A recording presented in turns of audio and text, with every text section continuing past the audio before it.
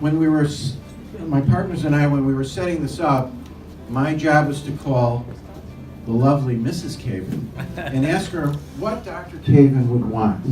And she said he would really love to have all of his fellows that he's trained in the past, as well as many of the key people that he's worked with, like Nora and Anka and Angie and the others in our office, to be there. And that wish has been achieved.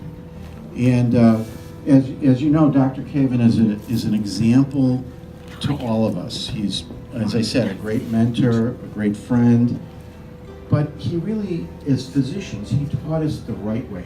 Remember, he always would say, be a thinking man. Don't be, a cowboy. And those are lessons, and he not only, told us those things, he demonstrated it to all of us. And he's just been a wonderful influence, I believe, on everyone here. And I'm very glad that everyone's come. I know a few people, like Dean, would like to say a few words.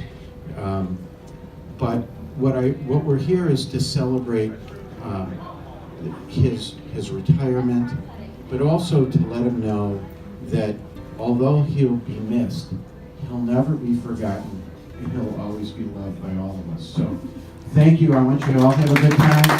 Dean, good night. We've got a prepared word. All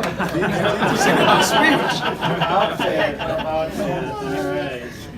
2 pages. How did you have time? Today. All right. And video even. How about that? It's on All right, NBC. I want to, again, echo what Mark said. Thank you very much for coming out on a lousy night, but an important night. A night. I prefer not to use the microphone. Am I speaking loud enough? Yes. Okay. Yes, right. A night to celebrate Hymie Caven's medical career and his medical career at Lutheran General Hospital. Okay, his medical career started in South Africa, and I don't know anything about his South Africa experience except for the crazy stories that he's told all of us about what he did in South Africa. And he may relate some of that to us tonight, or certainly all the fellows here have heard some of those stories. He then moved to Chicago Michael Reese Medical Center, where he worked, and one of his jobs, God bless you, was to train Dr. Mark Fine,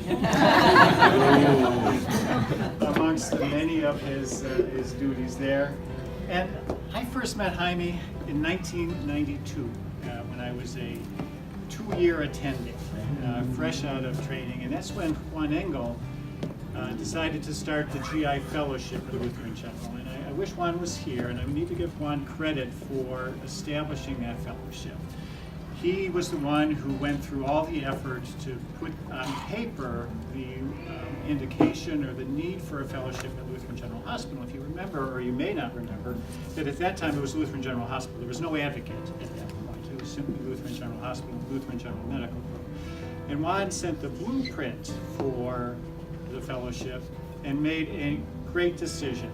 And his decision at that time was to hire Hymie Caven as the first program director. And that's when I met Hymie. And Hymie set the bones of the program. He's the one who established all the rules and regulations and all of the rotations and conferences and all of those things that all of you guys have participated in. And what an outstanding that decision it is, because we're all here because of Hymie Caven and what he set up 30 years ago, 1992, almost 30 years ago. That fellowship is more or less the same as it was back then. Now, there's been subsequent program directors. Ken is here, had to update some things. Alan Shapiro has had to update some things as rules and regulations have required. But essentially, this is the same fellowship that Ken participated in as one of the first fellows, that Ryan is participating now as one of our most current fellows. Thank you very much for that, Hymie. It was a wonderful thing you did.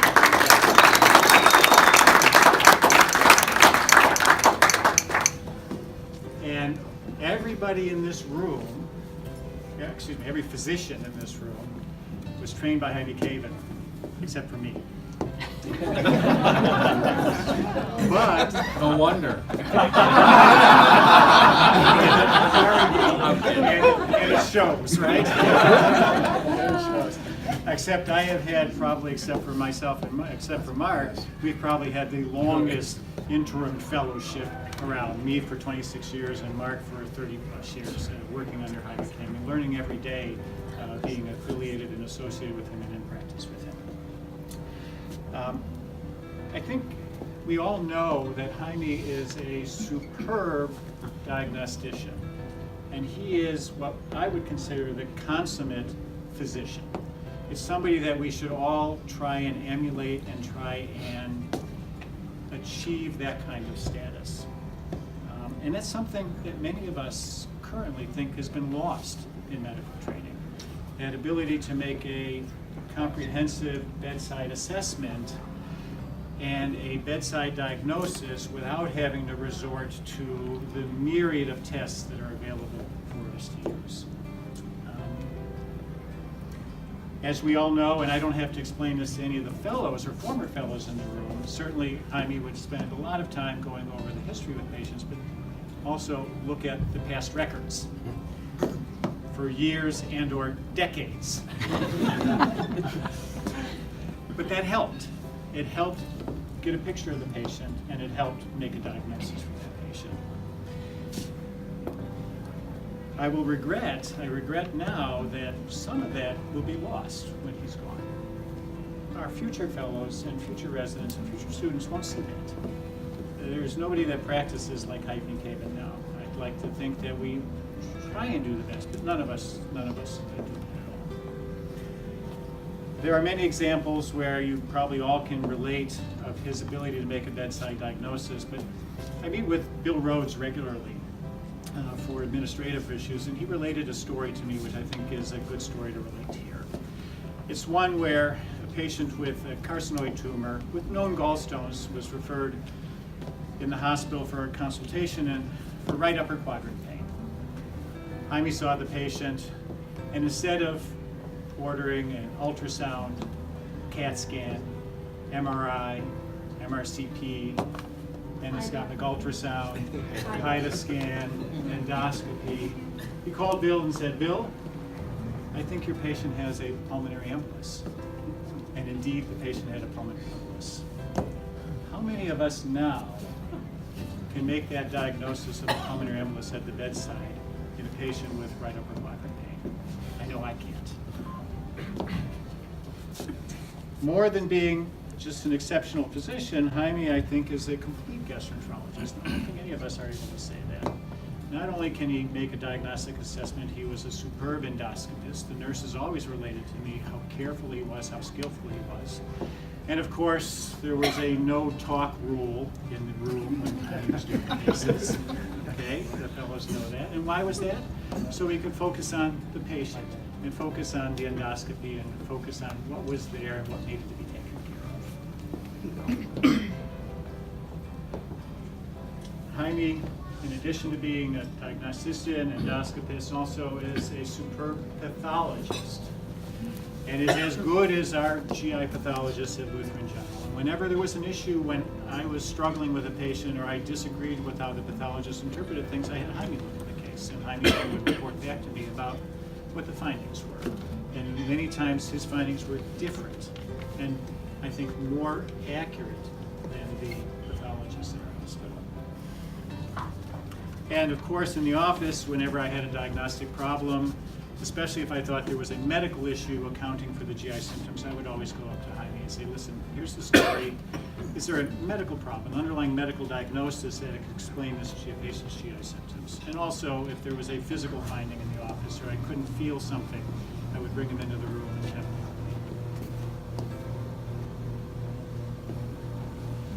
So you would think that Hymie is a traditionalist, and he is a traditionalist, but he's also embraced the technological aspects of medical care and life.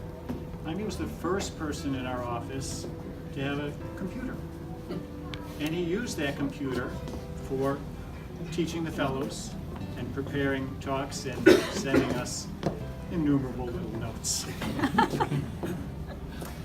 He also was the first one to have a PDA, a desktop, palm desktop. And I'm going to relate, this is not to roast Hymie, but we'll take it out. So there was a day in the office where he had his Palm Pilot out, and then all of a sudden he said, let me see where this is. All right. Oh, and I can't do the South African accent. Mark can do that, but I can't. Whoa. I have lost my pee-pee. Has anyone seen my pee-pee?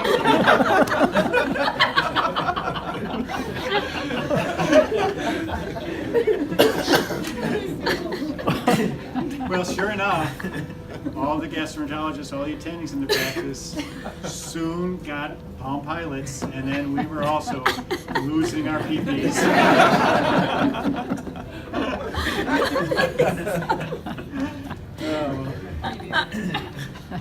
One of the things that impressed me most about Hymie Caven was a number of years ago we had a transition in our practice, an unexpected transition, and there was a need to change work responsibilities, an abrupt change in work responsibilities. And Hymie was always willing and responsible and responsive to the changes that we needed to make without any resistance at all.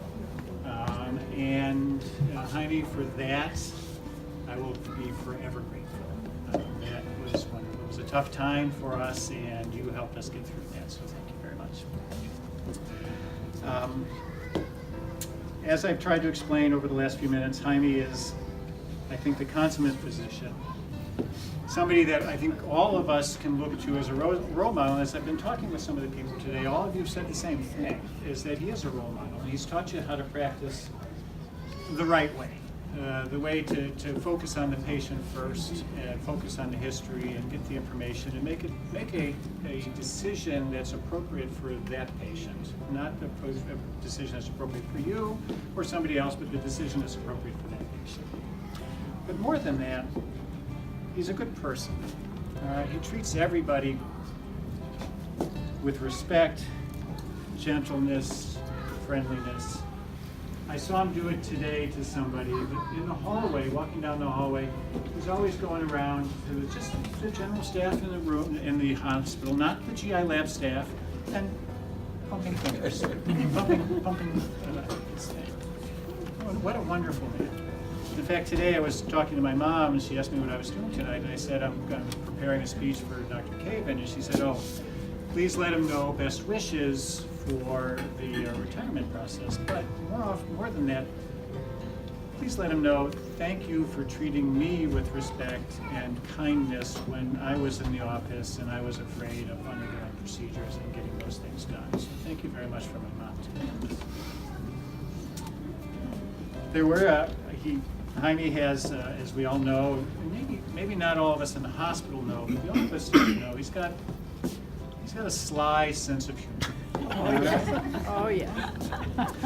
And the fellows, I'm certain, the fellows who've rounded with him, Marlene, please close your ears. I'm going to agree. He is rather flirtatious. Oh, for shame. But not in a weird way, but in a friendly way. No, he saves that for home. All right. In a very friendly way. That's the next one. There's the word chick magnet in there. Chick magnet's not in there, but yes, he was. There was always. He always would stop and talk with the young staff. And of course, there was never a biscuit that he didn't and enjoy. And for those of us who don't know a biscuit, that's the American term would be cookie. All right? Dr. Caven loved cookies. All right. For many years, Hymie had a bumper sticker on his cabinet in the office. And I think that bumper sticker explains his persona perfectly. And Marlene would appreciate this bumper sticker. I suspect you may even give him a bumper sticker. But the bumper sticker said just 4 words: bark less, wag more. And that sums up Hymie Caven and his approach to people and his approach to life. Finally, as all the fellows here know, as only he could say, there are only two types of patients in this world. Two types of patients. And you know what? I know what type of patient, what type of person I would like to be, and that's the type of person that Hymie Caven is. Hymie, you're a good man. Thank you. I'll miss you. We'll miss you. Congratulations on your retirement.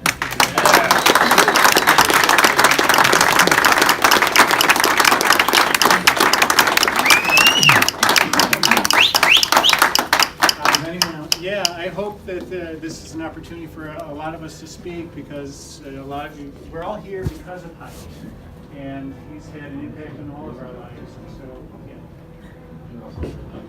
It's unusual for me to be stuck for words, but I'll try and make a few comments. Jean, Mark, thank you for, and Katie, thank you for hosting this lovely evening. I actually owe my whole career to Hymie Caven, so I really cannot thank Dr. Caven with enough gratitude from the bottom of my heart. I think when he started the Fellowship of Lutheran General with Dr. Engel, it was an unsure time as to what was going to happen in the future, and I think he took a big gamble, taking especially myself and Ben Pastia, who tortured him for a few years, but I think we are completely indebted to everything you taught us during that time. I've known Marlene and your kids for many, many years, even before the fellowship, and it's great to see everyone again. I just wanted to say thank you so much for everything you've done for me my whole career, and I wish you all the best. How's the singer? Hello? You don't need a job. Oh, I need it. I like to hear myself talk. Right on the soprano. Is it working? He's a Is it soprano. working? Hello? No? Isn't he? Gosh darn it. Son of a gun. Hello? I just feel good like this. I feel like a night show host. How you doing? So I want to echo the words of Mark, Mike, Silas, my friend Ken O'Riordan. I was one of Dr. Caven's fellows. I was honored to be his fellow. I was just telling him before everyone came in, I was thinking about him this whole week because I was excited to come. I was excited to see you, to be part of this great celebration. You know, so many times all of us that have been trained by Dr. Caven, so Dr. Caven is sort of like the football coach that has all these other coaches that go and become successful, right? And my success is due to Dr. Caven. Every patient that comes to me and says to me, thank you, Dr. Tasiopoulos, is really saying thank you, Dr. Caven. Why? Because you've given me the patience to sit down with a person. Why? Because you've never looked at your watch once when you were with a patient. Why? Because you never rushed to go home to be with Marlene, who you love very much. You were always putting the patient first, Dr. Caven. And you once said to me when I was graduating, you said, John, don't be concerned about making money. Be concerned about treating the patients. Because once you treat the patient, John, the money will come. And Dr. Caven, from the bottom of my heart, I thank you for that. You're a good man. You've taught me a lot. You know, I'm still looking for that person that was in the African tribe from the Bantu that ate from the pot that caused esophageal cancer. Every time I'm like, okay, where's that person? I can't find him yet. I'm still looking though. And people know that Dr. Caven loves his family, and people know he loves medicine, and people know he loves golf. I said to him once, Dr. Caven, how do you stay in shape? And he says to me, John, what I do is I get up every morning and I go to the golf course before anyone gets there. And I hit 5 balls. And I run to each one and I hit them. And that's how you stay in shape. And God bless it. Because you're doing great right now. Dr. Caven, I love you. My family loves you. My family knows that we wouldn't be where we are if it weren't for you today. Thank you. So thank you. I want to come and hug you and kiss you. Son of a gun, you. Just a side note, John will be at the Drury Lane Theater. So anyone who wants to see him, the tickets are on sale now. this year, and I was talking to your lovely daughters, and it's so ironic. Half of what Dean said, I think in our conversation I covered. So it's amazing how the stories repeat itself. One thing you probably don't know, you're the only person I still call Dr. Kagan. I never called you, I never had the audacity to call you by first name because of the respect I have personally for you. When I train fellows, they all know I do have a South African accent I can work on. But I do change my accent and I tell the fellows, slow down. Because Dr. Kaven always taught us to be the best physician. He also taught us to be the best endoscopist by slowing down and finding things that you probably would not see if you were rushing. So on behalf of all the people I know here in this room, we thank you very much for training us. And I got you a great book. I thought about what to get you for a gift. You love to learn and you love to teach. And I think you are a doctor's doctor, but I think you should explore every state in this country. So I bought a book that said 5,000 things you need to know about our 50 states. So I thought that was very important because I know you'll enjoy that. Thank you so much.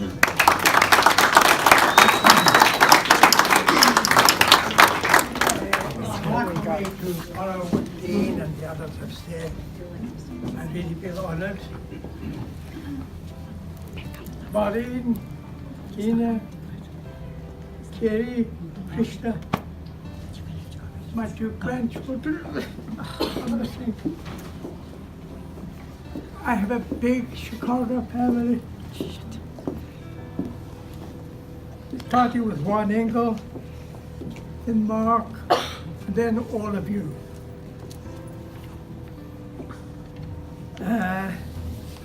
I pay tribute to those who I've worked with every day, including Katie and Scott, and all of those who I've worked with every day, Asif and Mark and Dean. I'm sorry that Doug Azar's not here because now he's assumed the title of Senior Gastroenterologist. And he told me the other day he was very disturbed to be the oldest. I have to acknowledge all the GI fellows who have trained with us over the last 40 years. I have survived because you've kept me active clinically and mentally alert. I've loved working with the nurses, and some of them are here. There's Nora, who started the Rio GI Lab, and Anchor, and others in the GI Lab who are here, and also all the office staff like Angie, Maureen, and Susan. I actually wanted to emulate Joseph Kerner from the University of Chicago. Several years ago, I attended a lecture that he gave at the age of 100. I haven't reached that age yet. You will. Dean suggested 20 years ago, maybe I should consider retiring. And I told him, I won't retire until I pop off in the GI lab or on rounds in the hospital, teaching rounds. Well, I've survived that too. Now I have a confession to make. I am a serial monogamist. Unlike a recent Prime Minister of South Africa who was a polygamist and he had 3 wives living with him. I have been married 3 times. I married my first wife in 1960. She passed away after 31 years of marriage. I married Marlene in 1996. She's the youngest 80-year-old I know. Since my marriage to her, we've had 13 children. We really have. I've had 2 German Shepherds, an Australian cattle dog, 2 Bull Terriers, a Rhodesian Bigback, and presently Marsha, who's an Australian Shepherd, and Hoss, my love, who is a Chicago, is a Chihuahua. What about my third marriage? Excuse me. Well, my third marriage began at the University of Witwatersrand in 1950, when I started medical school. And this has lasted for 68 years, till 4 weeks ago when I retired. Tonight we're celebrating this marriage. I have been very faithful to the marriage. I have loved the practice, and I have my childhood ambition was to be a teacher, and I've been a teacher in medicine. Now, when one gets older, there is a tendency to talk a lot about the past and to turn back the clock as far as possible, as if the future and the present don't exist, and only the present and the past is important. So I need to talk a little bit about the past. I've been recently writing my memoirs, and the past is long and perhaps a little bit dreary, but I'll talk a little bit about it. When it began, penicillin had just come out. When I was a second year medical student, I had bilateral lobar pneumonia, and I remember the GP coming to the house and giving me penicillin injections every day for 4 weeks. I missed the dissection of the thorax, the abdomen, and the pelvis. There were very few drugs in those days. There was aspirin, vitamin, mercurial diuretics, insulin, sulfasalazine, some laxatives, bicarb, milk drips, Maalox, barbiturates, and dilantin. We had radiation therapy, but we didn't have much in the way of chemotherapy. Cortisone was introduced when I had pneumonia in 1952. A hepatologist like Ken was a person who did and read liver biopsy. A pulmonologist read x-rays. A neurologist read skull x-rays. There were very few women doctors. In my class of 120 in 1950, there were only 2 or 3 women in the class. We were lectured in gastroenterology by surgeons. A venereologist treated venereal disease. I remember the Johannesburg venereologist telling us that in the old days, penicillin was treated by beating the penis with a hammer. Now, I ran a venereology clinic as a second-year resident, but I never used the hammer. I completed my postgraduate training in Johannesburg in December 1961. I had done a medical internship, surgical internship, senior internship in medicine, a pediatric internship for a year. I then did 4 years of medical residency. By the time I qualified, I was really overqualified. It was at that time that we went overseas.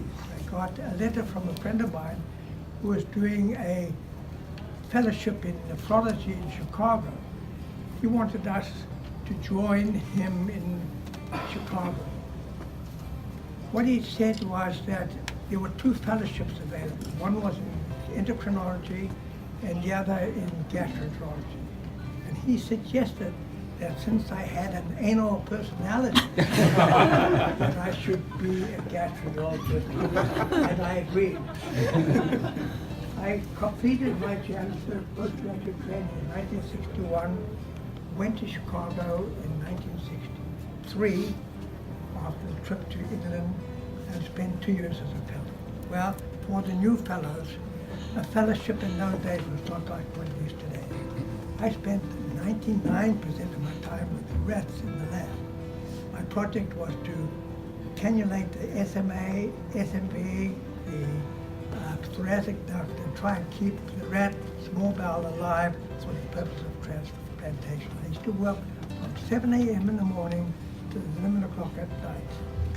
The only clinical training I had was I saw 1 or 2 patients at the University of Illinois, which was then called the R&E Hospital, and only had 20 medical beds, all of which were research beds. I only saw 1 or 2 patients a week. We had grand rounds attended by my mentor and by a second GI fellow every 8 weeks. We presented topics.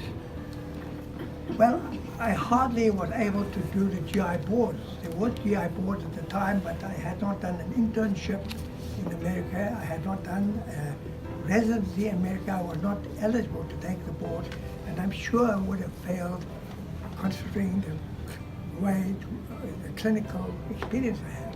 So when I went back to South Africa, I went back with a degree, and this is Yiddish, Gewinn in America, which means I have been to America and therefore I'm a specialist. I was the first gastroenterologist in Johannesburg. I've been asked many times why I entered the field, and I told you why, because I'm an anal personality.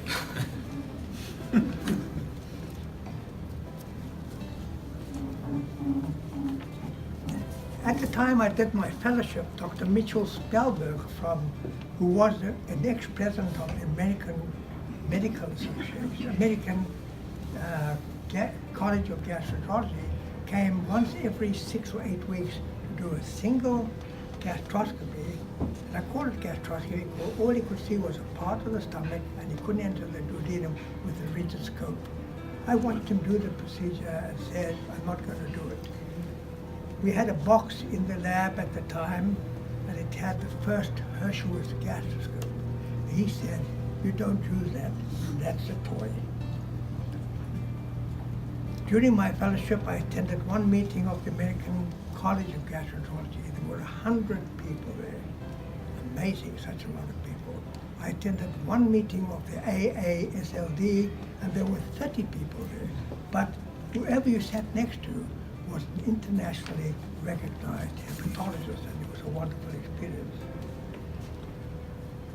So,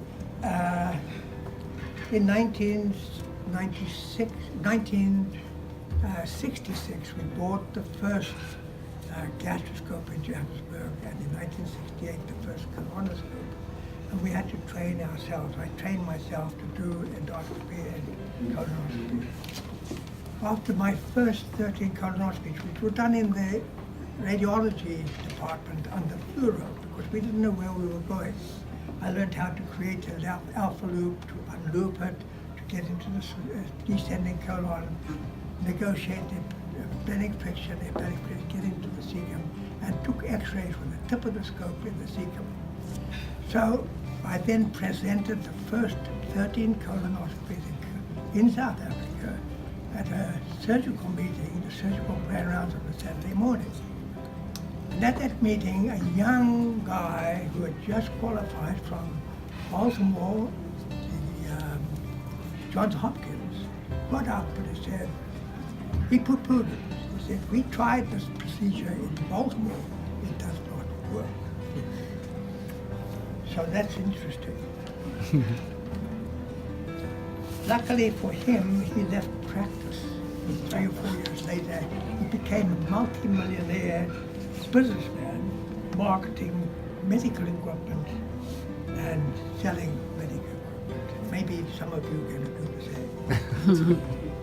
So we now have so much. We have ECDs, colonoscopies, VRCPs, pediatric scopes, eyeglass scopes, endoscopic ultrasound, capsule, Bravo, etc. Fantastic. Biopsies are done by radiologists. Surgery of the urinary tract is really unknown. It's rare because of the surgeons, because of people like us that do. H2 blockers, PPIs, very rarely send patients for gastric surgery. We have so many lab tests, so many x-rays, so many fantastic advances in surgery. It's quite amazing. There's transplantation of nearly all over. However, with all these wonderful advances, sometimes the patient is, as he said, forgotten. Histories are short, examinations are poorly done, incomplete, consultations are rapid, and because of the computer eye contact with the patient is lost. Even rectal examinations by gastroenterologists are often cursory and poorly done. Very few doctors are stool gazers and stool sniffers. I spent the first 13 years of my fellowship in Johannesburg, after my fellowship in Johannesburg. And to my amazement, when I calculate out, it's 40 years since I came to Chicago. This includes 12 years at Michael Reese and 28 years at the LGH.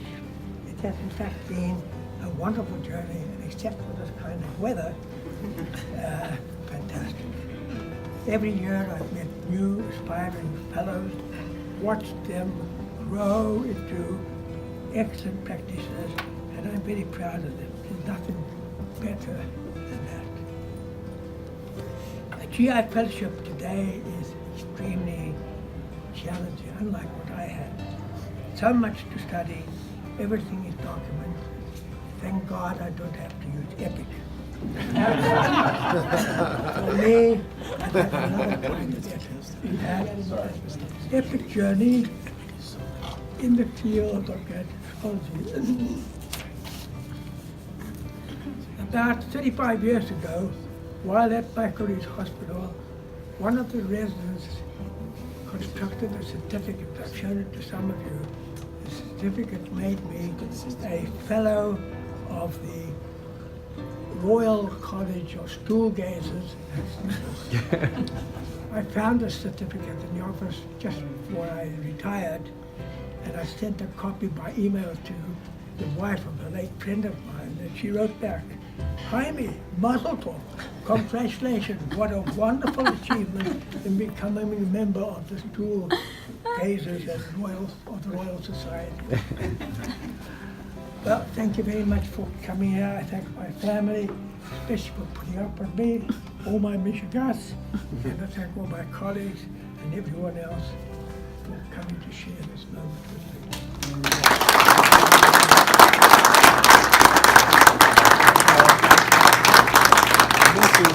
I have to just let you in on something that I found extremely humorous when he was preparing this.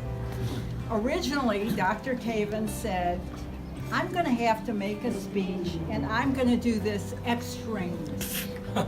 I'm just going to go out there and talk. And then I found him at the computer composing a speech. And I said, I thought you said you were just going to go out there and talk. He said, you know, now he's a fan of Winston Churchill's. And he said, and he said, Winston Churchill said, the only time he bombed in any of his speeches was when he tried to talk extemporaneously. So he said, I'm going to write my speech. That's a true story.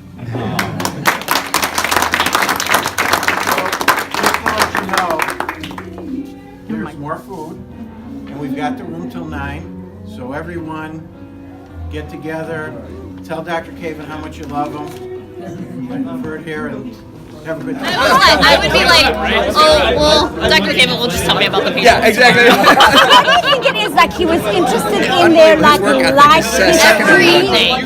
Social history, like he would ask about everything. And, you know, you're in a hurry and you're just like seeing everybody and you get the basics. So do you think it's different? Like, do you think he's different? He's different. Totally. Oh, he's different. He's very. I mean, he's an old school doctor.